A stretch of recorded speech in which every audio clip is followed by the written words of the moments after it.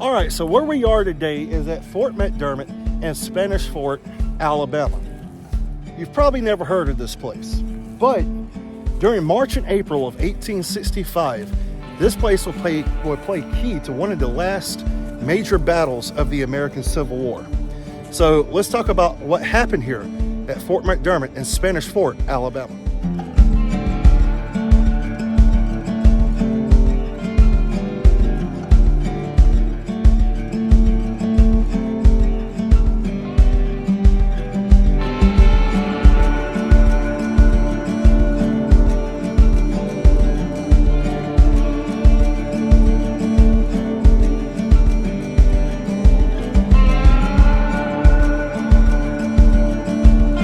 So here at Fort McDermott in March and April of 1865, there were a lot of things happening. Now, let's back up for a minute before we start getting into it. Let's talk about the Battle of Mobile Bay. The famous battle that if you're a Civil War buff, you probably know about, with Admiral David Farragut taking Forts Morgan and Gaines that lead into the mouth of Mobile Bay from the Gulf of Mexico. Well, that happened in August of 1864. So when he took those two fortifications, the southern city of Mobile, Alabama fell, correct? No, it's not correct. A lot of people make the misconception and they think that. However, it is not the case. The city of Mobile did not fall into Union hands until April the 12th, 1865. What led to the fall of the city of Mobile? Well, it was this place. This is the entrance to the top portion of Fort McDermott here in Spanish Fort, Alabama. What was Fort McDermott? Well, March and April of 1865, you had about 5,000 Confederate troops here along the eastern shore of Mobile Bay. Mobile Bay is just through these trees to our front. You could kind of make it out. And there's three rivers that empty into Mobile Bay, which then 32 miles later empties into the Gulf of Mexico.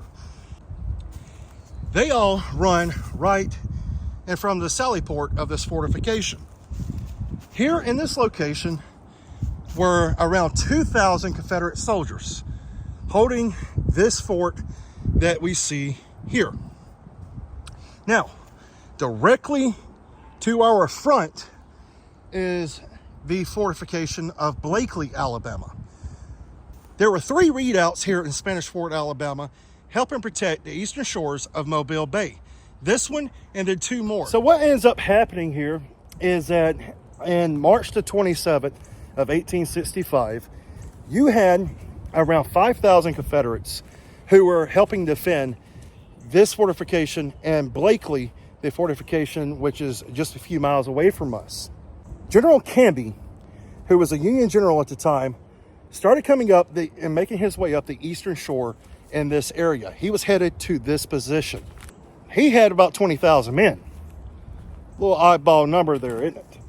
Well, you also had General Frederick Steele, who was coming up from Pensacola, Florida, with another substantial number of Union troops, but he was headed to the fortifications at Blakeley. So they're looking to pinch off the Confederate Army here in Spanish Fort guarding Mobile. Their orders were, if you could take the city of Mobile, take it. If not, make your way north towards Selma, because in Selma, Alabama, there was a huge arsenal. Well, they still wanted to take Mobile. So what ends up happening is you have a man here at Fort McDermott in charge by the name of General Randall Gibson. Gibson has a famous notoriety as being a commander of some Louisiana men. And he has some of those men here, also men from Mississippi and Alabama. So what Gibson winds up doing is he puts his men here ready to fight. All of a sudden, a man by the name of General Lydell, who is in command at Fort Blakeley, which is just to our front right now, says, hey, General Maury is saying, you need to send me some men, man. Well, Gibson only has about 2,000 men in this position. If he sends men and he's up against 20,000 Union troops, guess what? He stands no chance. He knows this. He desperately writes to General Maury, who's the overall commander, Confederate commander in this area, And the commander at the city of Mobile says, hey, Maury, I don't know what you're doing, but I need my men. So what ends up happening here is Lydell, Gibson, and Maury have a whole list of exchanges and letters and correspondence between them. Gibson begging Maury and Lydell both, hey, don't take my men from me. I can't spare any. You know, I've got to hold this position. If I seen you, man, how am I going to hold out? Well, Lydell responds is like, hey, man, I'm just doing what Maury's telling me to do here, buddy. You know, I can't help it, but go ahead and send me the men anyway. Well, Gibson writes to Maury, and it's like, Maury, what are you doing, brother? I can't hold this. I need the men. Answer me, period. Maury never answers him, other than, we're doing what we're going to do. This position falls on April 8, 1865 to the Union Army, after putting up a pretty good fight. The next day on April 9, 1865, Blakeley is attacked by Canby and Steele's men, and Blakeley ends up falling. April 12, 1865, the city of Mobile ultimately falls into Union hands. So, there's you a little bit of a history about this location. It is not all the history, of course, because that would take a very long video to get into. But if you're ever in Spanish Fort, Alabama, and you have the time to look this place up and come by, come see it. It is perfectly preserved. It is in the neighborhood, but the preservation here is great. If you want to see more videos on this place, the American Battlefield Trust has a great video, link in the description below, from here at Fort McDermott. Also a video from Blakeley, Alabama. You will see more videos from here and Blakeley in the future on this channel. But let's take you through this fortification and show you a little bit about the construction and what is still left and what was here at one time. So what we're looking at here is an example of a map of what Fort McDermott and the top of Fort McDermott looked like. You had Confederate lines in the north. You had a counterscarp magazine, a parade ground directly to our front here, bomb-proof headquarters, a sally port, upper parapets, lower parapets, a moat, splinter-proof bomb shelter, and bomb-proof headquarters. All that was right in front of us right here. This was the parade ground. Your splinter-proof would have been over here, and the sally port is directly through here. And then, of course, you had a magazine over here as well.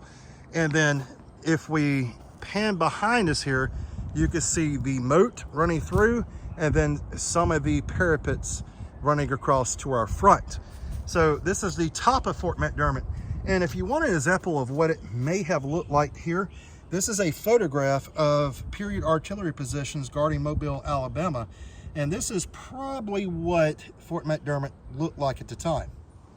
So what you're looking at right now would have been the sally port to this fortification. Now, right beside it today is a home. I'm not going to pan that way because of privacy, but this is the original sally port location of the fortification. We're on top of Fort McDermott right now, on top of one of the parapets. You can see right here was a gun position at one time, and there was a magazine also in this location. And we're going to walk down. This is the parade ground. Of course, as I said, it's in the modern neighborhood. You can see houses in the background, but this section of the fortification is preserved. And this was the sally port of the fortification we're walking through now. And now we're walking into the parade ground area. And there would have been a bomb-proof shelter somewhere in this vicinity I'm standing now. And then if we walk out here, this is where the men would have been camped. This is would have been lined with tents and shelters. So if you look behind me, they've got some flags up here. And that's kind of marking the middle of the sally port, middle of the parade ground, excuse me.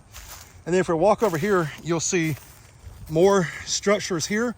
There were also some rifle pits, Ford rifle pits in these positions. Now, as a Union, we're building these parallels, making their way to this fortification. These men would have been outside of the fort, on top of the fort, firing guns and helping to protect this location.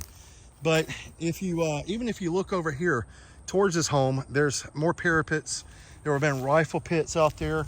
And then we have a trail, looks like, going back in here, but we're not going to go too far because it is starting to get really snaky here in South Alabama. But we're going to show you what we can. And I've never actually been back here myself, so this is pretty cool to at least check out a portion of. Right in here, you can see another, you can see the hill, how it kind of inclines up on top.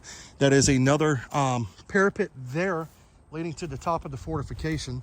And then right here, looks like we have trenches, which is pretty cool. This would have been probably a piece of the moat, but very neat that this is still here. Again, it is very wooded. It's just down a little trail. It looks like we've got homes in front of us here. So we're not going to go any further. It leads out, as you can see, to a road right through these trees. But I can also make out some more fortifications through here, maybe some rifle pits, maybe another parapet. But it is neat to come in here and be able to see some of the stuff that has been untouched in this busy neighborhood.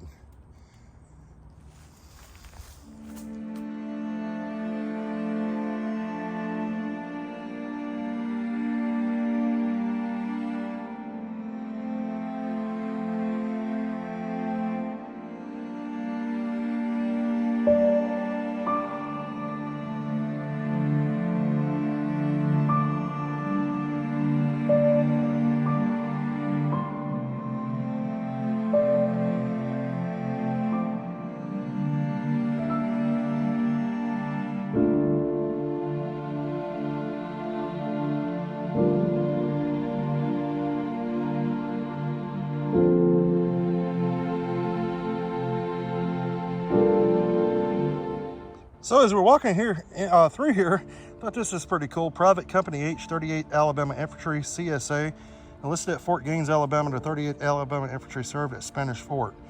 Many a plain for us, the blood poured down all in vain for us. Red, rich, and pure, like rain for us. They bleed, we weep, we live, they sleep. All lost, the only refrain for us. But their memories ever shall remain for us, and their names, bright names, without stain for us. The glory they won shall not wane for us, and legend and lay, heroes in gray, shall never live over again for us. This is written by Father Abraham Joseph Ryan, poet, priest of the Confederacy. Pretty cool. Pretty cool thing I found here is a memorial stone in memory of Second Lieutenant Edward J. McDermott, who this fort was named after.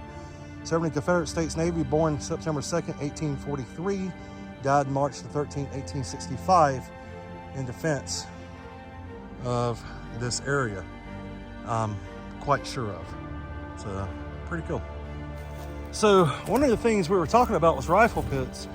And I don't know if this is an original rifle pit that was here, or if this is a recreation that's been preserved of one.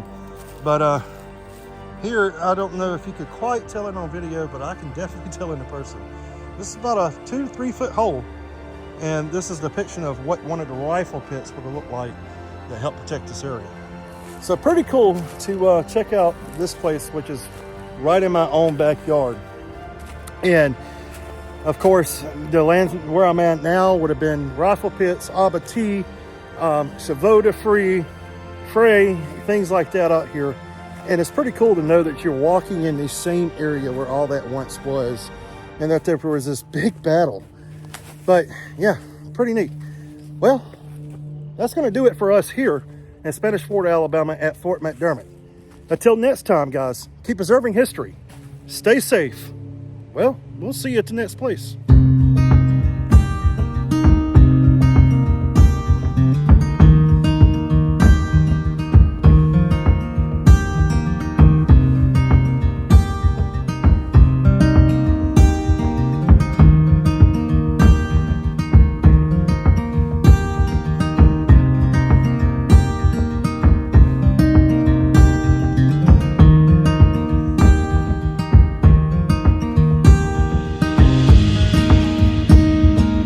So this is Fort